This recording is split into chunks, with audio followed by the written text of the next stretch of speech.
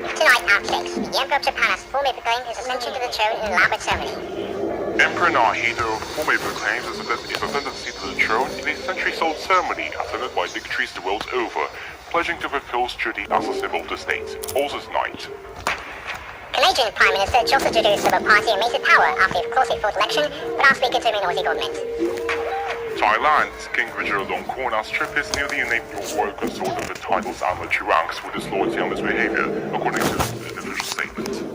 British Prime Minister Boris Johnson launches his final push to get the UK to leave the EU by month's end and will ask support from MPs. And coming up in sport, the Serbia football team receives punishments from UEFA amid the racist misconduct of its supporters.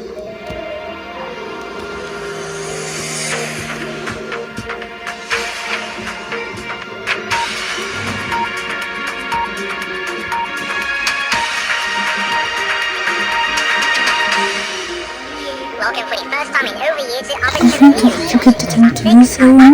new look. Join Ben News is now the officer of the news at 6, but will stay here and continue to provide you with the news as it happens. Now into our top story where Japan's Emperor Naruhito has formally proclaimed his ascension to the throne in an elaborate ceremony.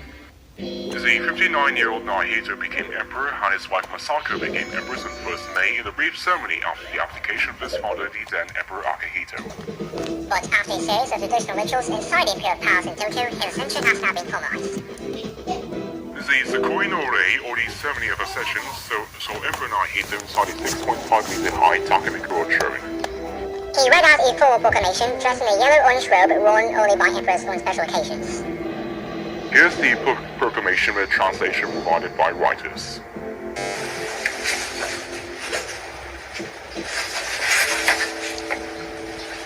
先に日本国憲法及び皇室典範特例法の定めるところにより皇位を継承いたしました。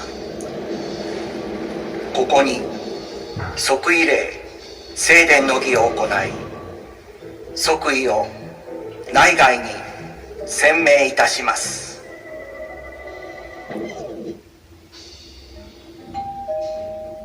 天皇陛下万歳万歳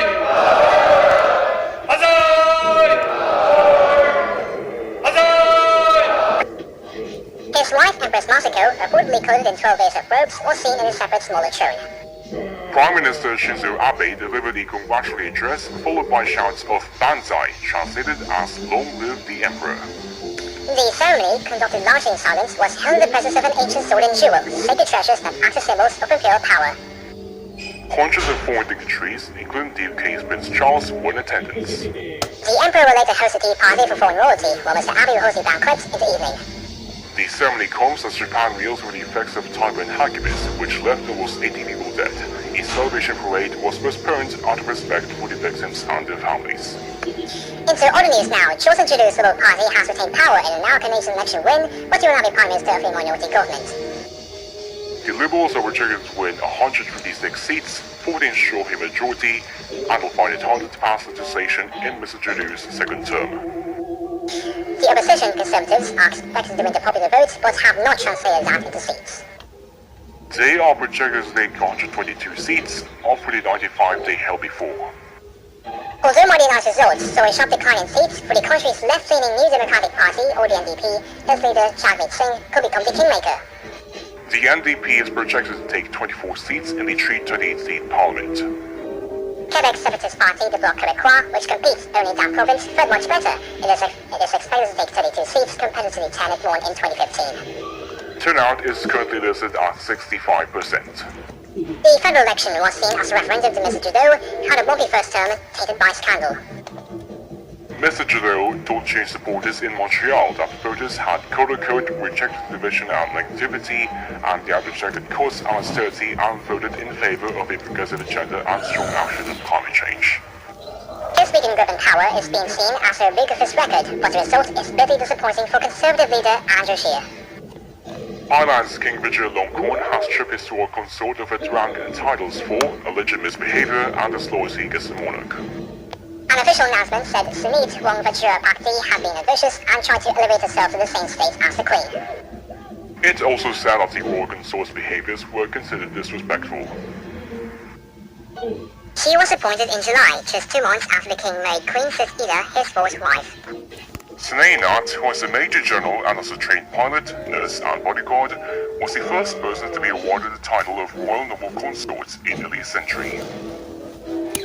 Queen Sis Ida, a 41-year-old former flight attendant and deputy head of his bodyguard unit, is King Vajra Longcorn's long-term partner and has been seen with him in public for many years.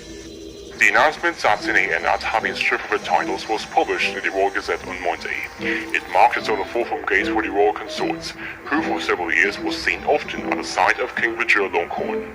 Even after the King's marriage to Queen Sithita, Sinead Nat was a regular guest at royal events. Stay with us here on Officer News, coming up after this break. Boris Johnson launches his last bid for his Brexit deal to pass through and wants the support of MPs. Late in sports, the UEFA imposes punishment on the Serbia football team after the racist behaviour of its fans. And weather tonight calls for clear skies and easy breeze if you're on the south.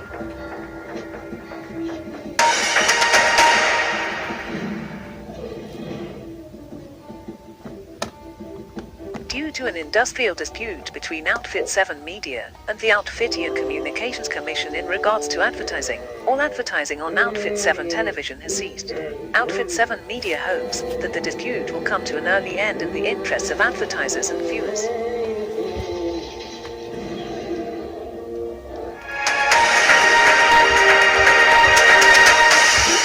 Welcome back to Officer News. Heading into the UK now, and Boris Johnson will urge MPs about his Brexit deal later as he launches a final bid to get the UK to leave the EU by the end of the month. MPs are to vote on whether to back the Prime Minister's withdrawal agreement bill, which was published Monday. If they back his deal, they will then be asked to approve an intensive 3-day timetable in which to consider the legislation.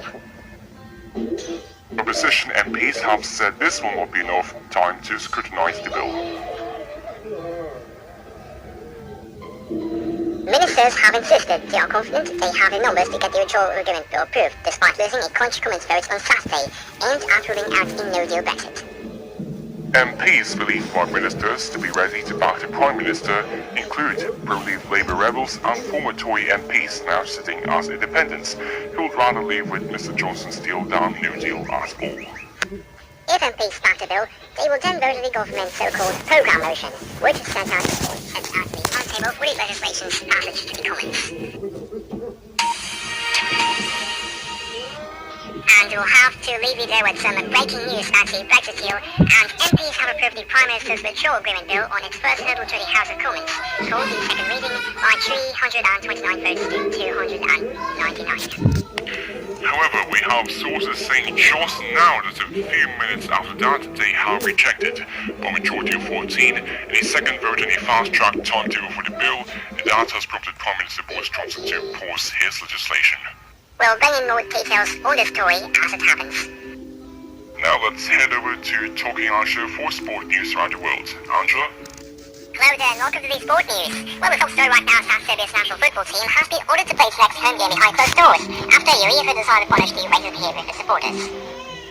European football's governing body have been investigating what's happened in Belgrade station Raja Mitic during Serbia's 4-2 defeat by Portugal in September and announced its decision Monday. UEFA ruled that Serbia must play 2 of its next home games without supporters, with the second game suspended for a 1-year probationary period.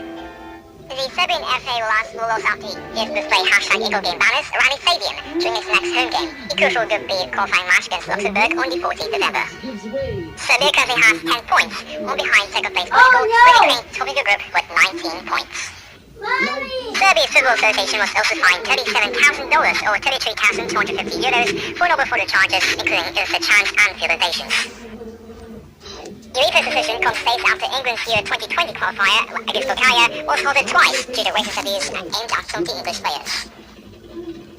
In other news, the manager of an English football team that walked up the pitch following allegations of racist abuse for supporters says those fans found guilty should be banned for life. 2 men have been arrested by police after investigations into racist comments made during an English FA Cup match between Harringay Borough FC and Liverpool on Saturday. The men, aged 23 and 26, were arrested on suspicion on racially aggravated common assault at Alberton Costly Alley Police Station in Somerset. Metropolitan Police officers are leading the investigation with the assistance of Avon and Somerset Police. Real Madrid lost its first league game of the season as coach Zinedine Zidane's reboot of the club continues to function. Despite missing number of star players, it started as a heavy favourite going into Saturday's match against newly promoted Mallorca, but was given a road awakening as the league winners held on for a shock 1-0 win. Mario Jr. scored the game's only goal as Real Madrid was forced to play the closing stages with 10 men after Alvaro Oriozola was sent off for 2 buccal offences. New signing Eden Hazard missed the match after the birth of his child, and the likes of Luka Modric and Gareth Bale were absent due to injury. Despite this being Real's first domestic loss, Zidane's team has failed to press this season and is yet to win a game in this year's UEFA Champions League group stages.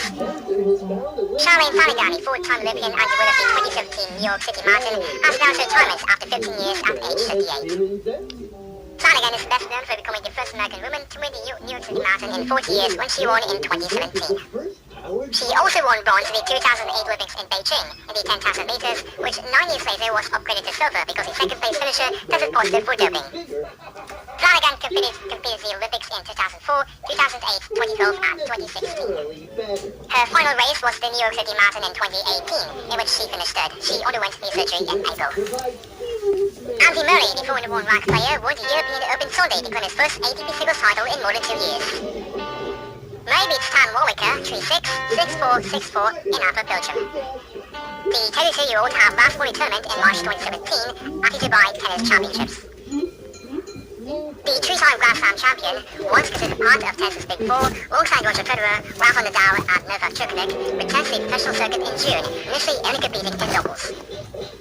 He had his second procedure in his hip in January this year, after admitting at a tearful news conference at the Australian Open that he had been playing inconsiderable pain for some time and was even considering retirement. And that's all the sport news for today. Good night. Back to you, Tom and Ben. Now let's take a look at what's in store for the weather tonight with Talking Ginger. Welcome back. Oh, hello again. Welcome back indeed. Anyways, the weather is for tonight, coastal clear skies and breezy winds as clouds scatter all over the figure. 10 degrees is what it's temperatures, so it's really good night for anyone heading outside tonight. In Talking City, it's looking like a cloudy picture with 9 degrees for the average temperature. Outside the city, average temperatures are the same for north and figure, and the same clouds that you will see. Going to the west now, and things are clear with some clouds remaining, and with 10 degrees of average temperature. Clear skies and 11 degrees is what expected to the east, and to the south, 10 degrees average, and clear skies will be experienced. For tomorrow, Talking City will be mostly full of sunshine, plus a 12 degree average, and the north will have partly cloudy skies and a 12 degree average as well. West and City will have delightfully sunny weather, coupled with 30 degrees average temperature. Going eastward, you may get mostly sunny skies with 12 degrees average temperature, and the south will have a 20 degree average with mostly sunny weather. Now, taking a look at the weather for the next 3 days, see Talking City with sunny conditions and a 30 degree average on Thursday, mostly sunny with 30 degrees on Friday, and cloudy with 9 degrees on Saturday. The north will have sun and a 12 degree average on Thursday, clouds and 12 degrees on Friday, and clouds again with 8 degrees on Saturday. The west will see mostly sunny weather and 40 degrees average on Thursday, partly sunny skies and 11 degrees on Friday, and clouds and 7 degrees on Saturday. East and City will get partly sunny conditions with a 40 degree average on Thursday, partly sunny with 50 degrees on Friday, and cloudy with 40 degrees on Saturday. And the south will have mostly sunny weather and a 12 degree average on Thursday, partly sunny with 40 degrees on Friday, and partly sunny with 11 degrees on Saturday. That's all for today's weather. Good night. Thanks so much, Talking Ginger. Now let's get back to our top stories. Emperor Naruhito of Japan has always claimed his ascendancy to the throne in an ancient ceremony and has placed the Phil's duty as a symbol of the state. Justin Trudeau's Liberal Party reigned in power after now affecting the Canadian election, but is now Prime Minister of a minority government. An official statement states that Thailand's King Vajiralongkorn has stripped his newly named royal consort of titles for disloyalty and misbehaviour. And Boris Johnson's plans for a Brexit deal have been rejected by Parliament once more, as the Prime Minister calls for an election if the EU offers a longer delay until January.